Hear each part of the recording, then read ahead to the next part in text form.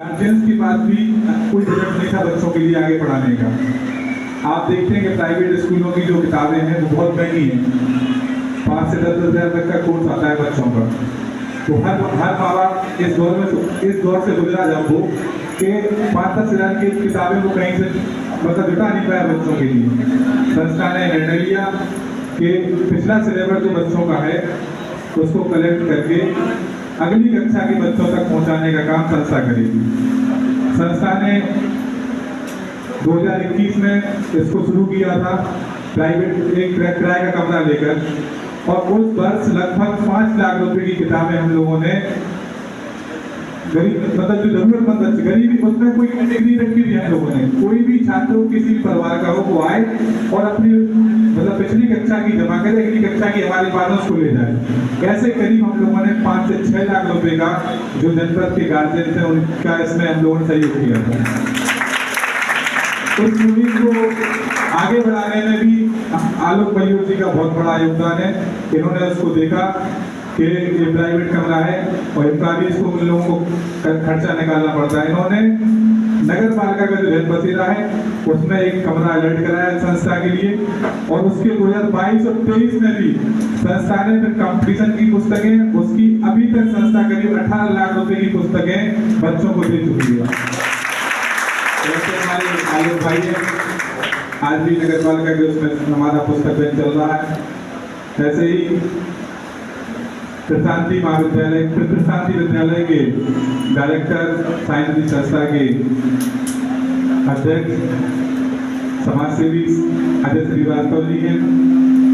आपने भी एक जो बुक का रैक होता है वो रैक नहीं, खाली रैक नहीं दिया, आपने करीब 25,000 रुपए की किताबें बीए की संस्था के लोग संस्था को दान दी, और उसकी आपकी किताबों के माध्यम से बीए के कई छात्र छात्राएं उनको उन मॉडलों को पढ़ रहे हैं और पढ़ कर उससे शिक्षा ग्रहण कर रहे हैं।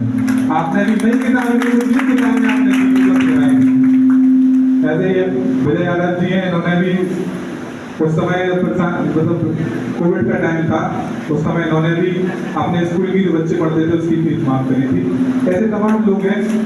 आपको ज्यादातर जो हमारी संस्था के कार्यक्रमों में आते रहते हैं उनको तो कोई बताने की आवश्यकता है नहीं कि संस्था क्या करती है। संस्था निरंतर समाज सेवा के कार्यों में अपना योगदान दे रही है, चाहे वो ब्लड डोनेशन का काम हो, चाहे शहरी जाति के लोगों को कोई राहत सामग्री देने का काम हो, चाहे दीपावली पर 5 दिन का राशन जो गरीब के नगर के गरीब लोगों को है उनको देने का काम हो, चाहे रक्षाबंधन का जो पर्व है वो ऐसे लोगों के साथ मनाने का काम हो जिनका कोई भाई ना हो, जिनका कोई परिवार ना हो, उनके साथ बीच में रक्षाबंधन मनाने का काम संस्था करती आती है। राष्ट्रीय स्तर पर आपने देखा होगा घंटाघर पर जो एक साथ शहीदों के नाम जो ऑर्केस्ट्रा होती है वो भी संस्था निरंतर कई वर्षों से करती आ रही है। और कई कार्यक्रम भी जो आप इस कार्यक्रम में सम्मिलित हुए हैं, एक कार्यक्रम भी 2014 से लगभग 2014 से निरंतर एक कार्यक्रम चल रहा है। और मैं नहीं समझता कि ललितपुर में एक लौता एक ये मंच ऐसा है जहाँ पे गुरु और शिष्य दोनों का एक दिन एक साथ सम्मान होता है। इसके अलावा मुझे लगता है कहीं पर होता होगा। ये बहुत सौभाग्य की बात है, गुरुओं को भी सौभाग्य की बात है और शिष्यों के लिए तो है। तो आज जैसा कि पूरा देश सर्वपल्ली राधाकृष्णन जी की जयंती के उपलक्ष्य में 5 सितंबर को जो शिक्षक दिवस मनाता आ रहा है, उसी क्रम में हमारी संस्था भी पिछले कई वर्षों से यह कार्यक्रम आयोजित करती आ रही है। और शहर के कई ऐसे लोग हैं जो संस्था में अपनी सहभागिता देते हैं, तब ये संस्था ऐसे कार्यक्रमों को ऑर्गेनाइज कर पाती है। मैं बता दूं कि मैंने सिर्फ हमारी संस्था ने पिछले कई वर्षों में जिले के हिसाब से मेधावियों को बुलाया करते थे, जिले के हिसाब से बुलाया करते थे। एक बार क्या हुआ, जिले के हिसाब से बुलाया करते थे तो अभी कुछ टाइम पहले से ललितपुर जो है टॉपर के मामले में बिगड़ गया। हमेशा जो टॉपर है प्रथम टॉपर, द्वितीय टॉपर, तृतीय टॉपर, वो लगभग नैरोनी से आ रहे थे बच्चे और आसपास की ग्रामीण क्षेत्रों से आ रहे थे।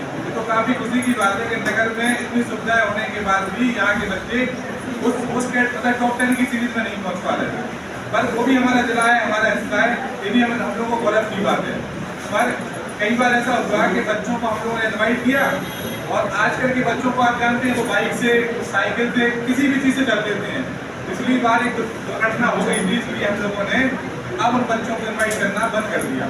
अब सिर्फ हम लोग नगर के जो हमारे डॉक्टर मतलब छात्र होते हैं, डॉक्टर सीरीज में हमारे आते हैं, हमने केवल उन्हीं बच्चों को बुलाया है। लगभग इंटर के जो डॉक्टर के छात्र होते हैं जो अच्छी परसेंटेज रखते हैं, वो बच्चे अधिकांश ललितपुर जनपद से बाहर तैयारी के लिए निकल जाते हैं। तो इंटर के बच्चे हमारे पास कम हैं और हाई स्कूल के बच्चे हमारे पास ज़्यादा हैं।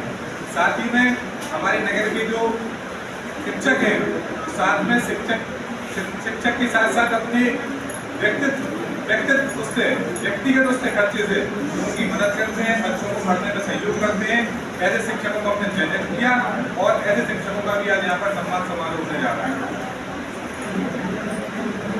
साथ ही संस्था एक और कार्य करती है, यहाँ नगर की जो कोचिंग सेंटर चल रहे हैं, जो भी बच्चा उसके गार्जियंस अगर किसी भी प्रकार की कोई फीस में किसी प्रकार का कोई मतलब सपोर्ट नहीं कर पा रहे हैं किसी कारण से, तो संस्था उन बच्चों को निःशुल्क कोचिंग सेंटरों में पढ़ाने का कार्य पिछले 10 साल से कर रही है।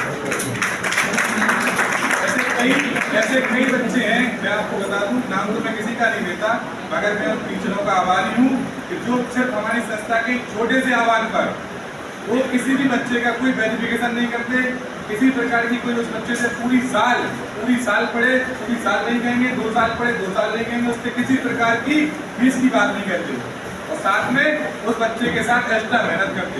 आपको बता दें, मैं जिस बच्चे के लिए भी फोन करता हूँ कि सर इस बच्चे को देख लेना, इस बच्चे की कंडीशन ठीक नहीं, पढ़ने में होशियार है, वो उससे बिल्कुल फीस की बात नहीं करते और बल्कि अगर बच्चा अच्छा निकलता है तो वो मुझे बताते हैं और अगर बच्चा लापरवाही करता है तो गार्जियंस के रूप में वो मुझे कॉल करके उसकी सूचना देते हैं कि आप इस बच्चे को मतलब देखिए। ये भी वो अपना मतलब जिम्मेदारी से अपना कर्तव्यों का निर्वाह करते हैं।